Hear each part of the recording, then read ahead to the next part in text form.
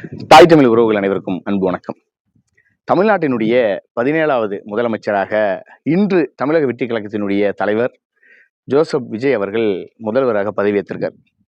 இந்த பதவியேற்பதற்கு பின்னால எவ்வளவு பெரிய சிக்கல்களை எதிர்கொண்டார் அப்படிங்கிறது நம்ம கடந்த ஒரு வார காலமாக நம்ம பார்த்திருப்போம்.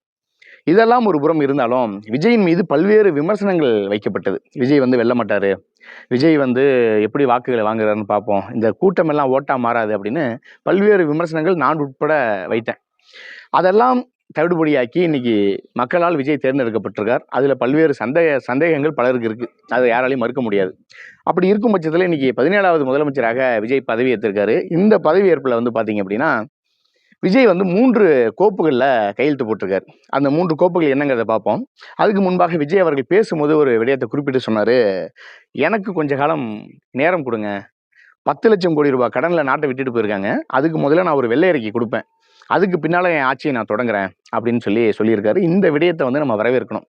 உண்மையாகவே கடந்த திராவிட ஆட்சியினுடைய ஆட்சி காலம் எப்படி இருந்ததுங்கிறது அந்த வெள்ளை அறிக்கை மக்களுக்கு இன்னும் அதிகமாக உறக்க சொல்லும் அப்படின்னு நம்ம எதிர்பார்க்கலாம்.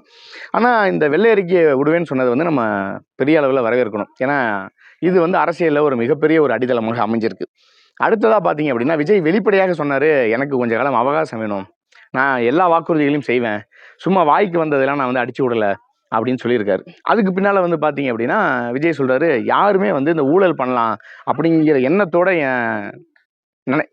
இருக்காதீங்க, அப்படி இருந்தால் அதை எரேஸ் பண்ணி அழிச்சிருங்கிறாரு. இதுவும் வரவேற்கத்தக்க ஒரு விஷயம். இப்படி வார்த்தைகளை சொன்ன விடயங்கள் எல்லாத்தையும் நம்ம வரவேற்றுட்டோம். இப்போ இந்த 3 கோப்புகளில் கையெழுத்து போட்டிருக்காருல, இந்த 3 கோப்புகளில் கையெழுத்து பார்த்தீங்கன்னா முதலாவதாக இந்த போதை தடுப்பு, அதுக்கு ஒரு காவல்படை அமைப்பேன் அப்படின்னு சொல்லியிருக்காரு. உண்மையாகவே தமிழ்நாடு போதையினுடைய அழிவில் சென்று கொண்டிருக்கு.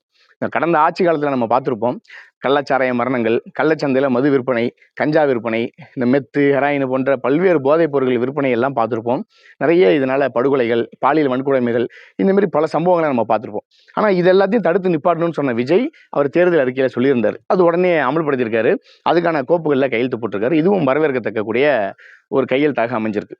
அடுத்ததாக பார்த்தீங்கன்னா பெண்களுடைய பாதுகாப்புக்கு பெண் காவல் படையை அமைப்பேன் அப்படின்னு சொல்லியிருந்தாரு. அதுக்கும் கோப்பில் கையெழுத்து போட்டு தமிழ்நாட்டு ஒட்டுமொத்த பெண்களுடைய மனதையும் கவர்ந்திருக்காரு அப்படின்னு தான் சொல்லணும். இப்போ இந்த 2 கோப்புகள் இருக்குல்ல, இந்த 2 கோப்புகளில் கையெழுத்து போட்டது எப்படி சாத்தியப்படுத்த முடியுங்கிற ஒரு கேள்வி ஒன்று இருக்கு.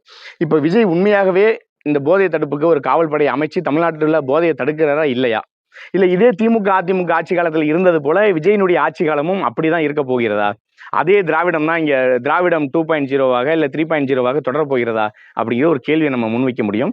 எடுத்த உடனே விஜய் மேலே விமர்சனத்தை வைக்க முடியாது, காத்திருப்போம். விஜய் போட்ட இந்த திட்டங்களை முதல்ல அமல்படுத்துறாரா, போதைப் பொருளை தடுக்கிறாரா, பெண்களுடைய பாதுகாப்பை உறுதி செய்கிறாரா அப்படின்னு பார்க்கணும். அடுத்து 3ஆவதாக ஒரு கையெழுத்து போட்டிருக்காரு. என்ன அப்படின்னா இதுதான் ஒரு ஸ்கேம், விஜய் ஒரு ஸ்கேம் பண்ணியிருக்காரு. முதல் கையெழுத்தே ஒரு ஸ்கேமான ஒரு கையெழுத்தை ஆரம்பிச்சிருக்காரு. அப்படிங்கும்போது எல்லாருக்கும் ஒரு கேள்வி வரும், அப்படி என்னப்பா ஸ்கேம் பண்ணிட்டாரு விஜய், 3 கோப்புகளில் தானே கையெழுத்து போட்டிருக்காரு, இந்த 2 திட்டமும் ஒரு நல்ல திட்டம் தானே, அதெல்லாம் நீங்கள் நல்லா பேசுனீங்க, இப்போ ஒரு ஸ்கேம்னு சொல்கிறீங்க, பார்த்தீங்களா நீங்கள் விஜயை விமர்சனம் பண்ணுறீங்க அப்படின்னு தமிழக வெற்றி கழகத்தினுடைய தொண்டர்கள் கேள்வி எழுப்பக்கூடும். நீங்கள் தான் சொன்னீங்க, விமர்சனம் என்பது யார் மீது வேணாலும் நம்ம வைக்கப்படலாம், ஆட்சியாளர்கள் மீது நம்ம கேள்வி கேட்கலான்னு. இப்போ கடந்த ஒரு வார காலமாக தமிழ்நாட்டில் நடந்த குற்ற செயல்களுக்கு விஜய் பொறுப்பேற்க முடியாது. ஏன்னா விஜய் முதலமைச்சராக பதவி ஏற்கல. ஆனால் விஜய் இப்போ முதலமைச்சராக பதவி ஏற்றுட்டு என்ன பண்ணியிருக்காரு அப்படின்னா உள்துறை மற்றும் காவல்துறையை தன்னுடைய கட்டுப்பாட்டில் வச்சிருக்காரு. இந்த நிமிடம் முதல் தமிழ்நாட்டில் நடக்கக்கூடிய அனைத்து நல்ல கெட்டது அனைத்துக்கும், இந்த நல்லது கெட்டது அனைத்துக்குமே விஜய் தான் பொறுப்பு. இதே தமிழ்நாட்டில் ஒரு பிரச்சனை, இல்லை போதைப் பொருள் பிரச்சனை, இல்லை பாலியல் வன்கொடுமை, இல்லை சாதிய வன்கொடுமை, இல்லை ஏதோ படுகொலைகள், இப்படி ஏதாவது ஒரு சம்பவம் நடந்ததுன்னா அதுக்கு முழு பொறுப்பேற்க வேண்டியது விஜய் தான். ஏன்னா அவர் தான் காவல்துறையை கண்ட்ரோலில் வச்சிருக்காரு. அடுத்து பார்த்தீங்கன்னா என்னப்பா அப்படி ஸ்கேம் பண்ணிட்டாரு அப்படின்னா தேர்தல் அறிக்கையில் விஜய் அவர்கள் சொல்லியிருந்தாரு, நான் 200 யூனிட் மின்சாரத்தை இலவசமாக தருவேன் அப்படின்னு சொல்லியிருந்தார். எல்லாருமே வரவேற்றோம். பெண்கள் மத்தியில் கூட இன்னைக்கு 200 யூனிட் மின்சாரம் வந்துரும்பா, 6 சிலிண்டர் வந்துரும்பா, 2500 காசு வந்துரும்பா, தமிழ்நாடு முழுக்க பேருந்தில் இலவசமாக பயணம் பண்ணிக்கலாமான்னு பெண்கள் மத்தியில் பேசப்படுது அப்படின்னு பெண்களாலேயே இன்னைக்கு பேசப்பட்டு இருக்கு. அந்த அளவுக்கு ஒரு பேச்சு பொருளாக இன்னைக்கு விஜயனுடைய ஆட்சி அமைஞ்சிருக்கு.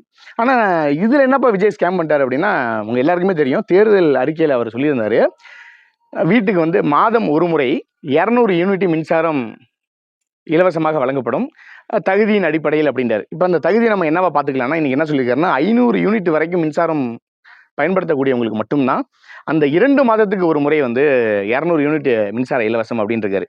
தேர்தல் அறிக்கையில் என்ன சொன்னார்னா மாதம் ஒரு முறை 200 யூனிட் மின்சாரம் இலவசம்ன்றாரு.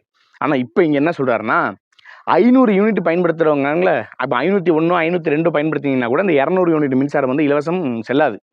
500 யூனிட்டுக்குள்ள நீங்க பயன்படுத்தினீங்கன்னா 2 மாதத்துக்கு ஒரு முறை 200 யூனிட் மின்சாரம் இலவசம்ங்கிறாரு. ஆனா தேர்தல் அறிக்கையில மாதம் ஒரு முறை 200 யூனிட் மின்சாரம் இலவசம்ன்றாரு.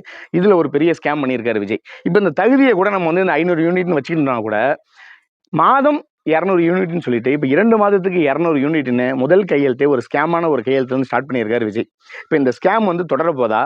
இல்ல இந்த ஸ்கேம்லாம் கிடையாதுப்பா இது வந்து வேற விதமா நான் ஒரு ஆட்சியை கொடுப்பேன், ஒரு நல்லாட்சியை கொடுக்கணும் தான் நானும் வந்திருக்கேன், கொஞ்சம் வெயிட் பண்ணுங்க அப்படின்னு விஜய் சொன்னாலும் சொல்லலாம். ஏன்னா அதுக்காக தான் அவர் நேரமும் கேட்டிருக்காரு. இது ஸ்கேமா மக்கள் மனதில் மாறப்போதா, இல்ல கேள்வி எழுப்ப போகிறதா? இல்ல விஜய் புதுசா தானே வந்திருக்காரு, இத்தனை ஆண்டா திமுக அதிமுக ஆண்டு என்னமோ பண்ணிட்டாங்க, ஆனா விஜய் வந்திருக்காரு, பொறுத்து இருந்து பார்ப்போம் அப்படின்னு மக்கள் சொல்ல போறாங்களா அப்படிங்கிற ஒரு கேள்வி இருக்கு. இதுக்கு பின்பாக தமிழ்நாட்டில் நடைபெறக்கூடிய அனைத்து நல்லதுக்கும் கெட்டதுக்கும் விஜய் தான் முழு பொறுப்பு. அதனால விஜய் ரசிகர்கள் தயவு செய்து நான் சொல்றேன், தவறா எடுத்துக்காதீங்க. இனிமேல் அரசியல் உங்களுக்கு பிடிச்சோ பிடிக்காமலோ அரசியலுக்குள்ள வந்துட்டீங்க. தயவு செய்து அரசியல் படியுங்கள், வரலாறு படியுங்கள், இந்த தமிழ்நாடு என்ற ஒரு மாநிலம் எப்படி உருவானது என்று படியுங்கள், இதற்கு யாரெல்லாம் உயிர் நீத்திருக்காங்கங்கிறத படிங்க, தமிழ்நாட்டினுடைய அரசியலையாவது கொஞ்சமாவது படிங்க.